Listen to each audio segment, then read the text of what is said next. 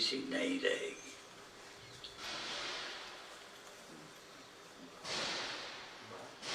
जागृत की इंद्रियों से और भौतिक इंद्रियों से यह भौतिक जगत मालूम पड़ता है।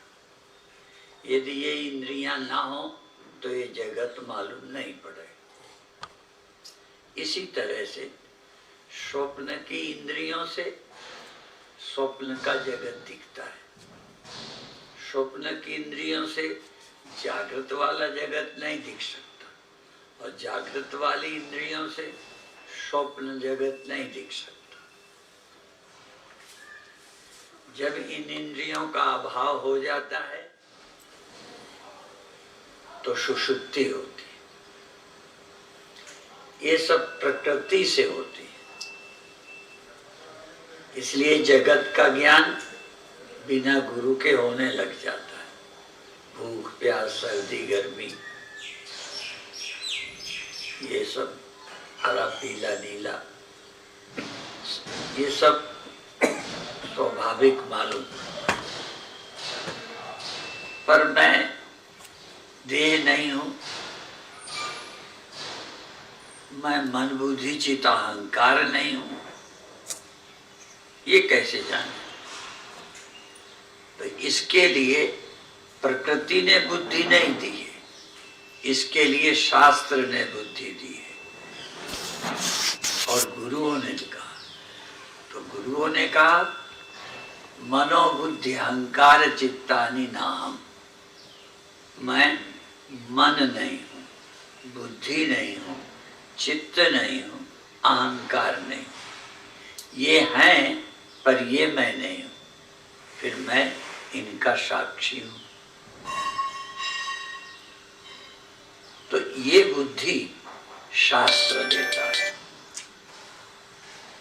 और शास्त्र से युक्त संत महात्मा गुरु जिनके पास तो शास्त्र सम्मत बुद्धि है वो ये उपदेश करते हैं।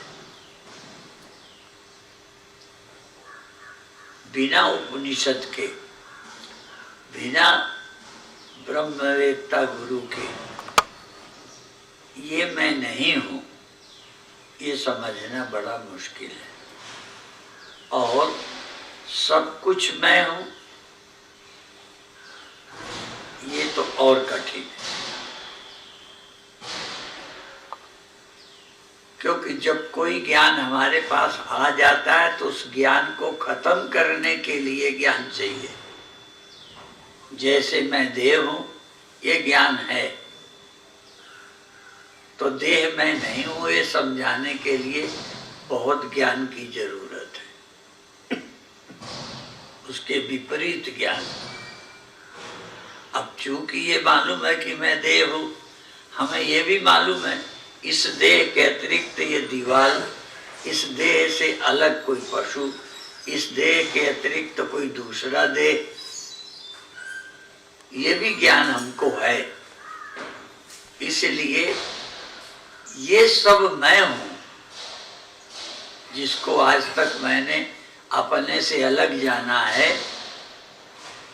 जगत, व्यक्ति, पशु, पेड़, पहाड़ मुझे सब अलग दिखाई पड़े अपने से, मैं देह और मेरे से ये अलग। इसलिए ये सब मैं हूं, ये समझने के लिए तो बहुत ही अधिक कोई ज्ञानी पुरुष, उपनिषद बुद्धि जिसके पास हो, क्योंकि बिना उपनिषद के ये सत्य नहीं समझ में आता। इसलिए इस आत्मपुरुष अन्य पुरुष का ज्ञान तो बिना उपनिषद के हो जाता है। इसलिए एक साधक ने पूछा, तम तोपनिषदम पुरुषम प्रख्यामि। अपने गुरु से कहा कि मुझे उपनिषद प्रतिपाद्य, उपनिषद ने जिसे पुरुष कहा है उसको मैं जानना चाहता हूँ। तो अभिप्राय ये है कि इसके लिए आवश्यकता है शास्त्र, उपनिषद। और इसलिए भारत को हम विश्व गुरु कहते हैं और गुरु प्रधान देश है। जैसे कोई विज्ञान प्रधान देश है, कोई धन प्रधान देश है, तो भारत अध्यात्म प्रधान देश है। यहाँ अध्यात्म विद्या अनादिकाल से चली आ रही है। इस ब्रह्म विद्या की परंपरा का नाश नहीं हुआ।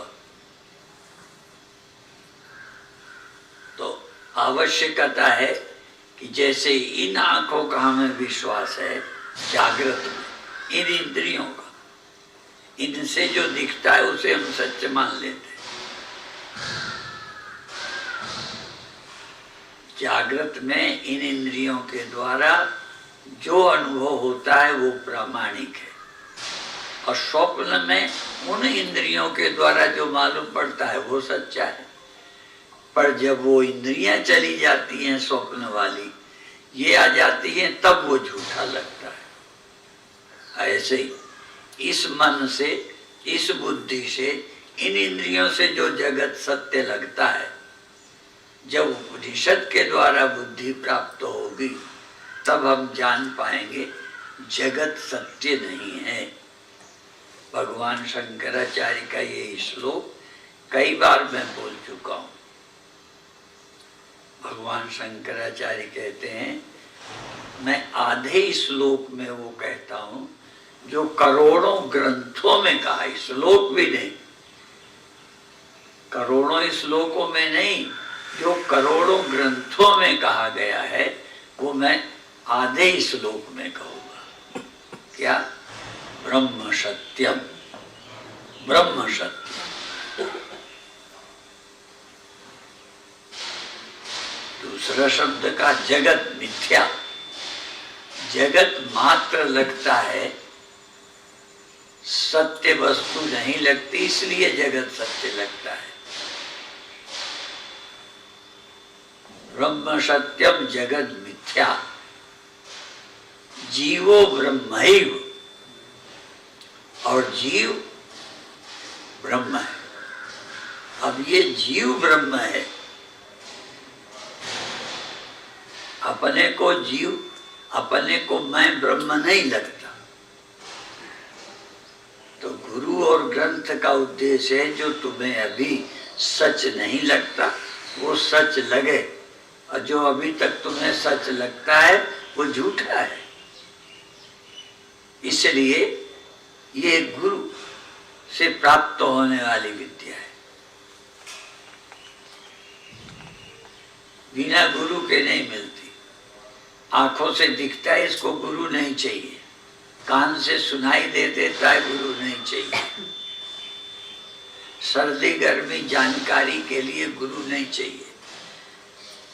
नहीं तो सबसे अच्छा होता कि यदि ये गुरु के द्वारा ज्ञान प्राप्त होता ना, तो सर्दी गर्मी भूख प्यास जब तक गुरु न बनाते मालूम है न पड़ती, बहुत अच्छा रहता। फिर तो गुरु खतरनाक हो जाता। जिसके पास गुरु ना होता वही ठीक था, क्योंकि बिना गुरु के न सर्दी लगे, न गर्मी लगे, न भूख प्यास लगे, न थकान लगे। ये सब कुछ बिना गुरु के हो जाता है। यदि ये गुरु से होता तो समस्या हल हो जाती, न गुरु बनाते न ये झंझट होती। लेकिन ये ज्ञान बिना गुरु के हो रहा है। तुम स्वयं ही गुरु हो इस मामले में।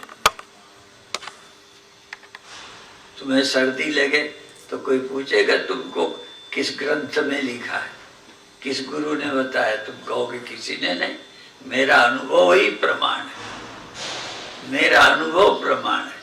परंतु वेदांत के विषय में आपका अनुभव प्रमाण नहीं है। आपका अनुभव तो कहता है मर जाएंगे, ये हो जाएगा, हम गरीब हैं, दुखी हैं। ये ज्ञान है बिना गुरु के।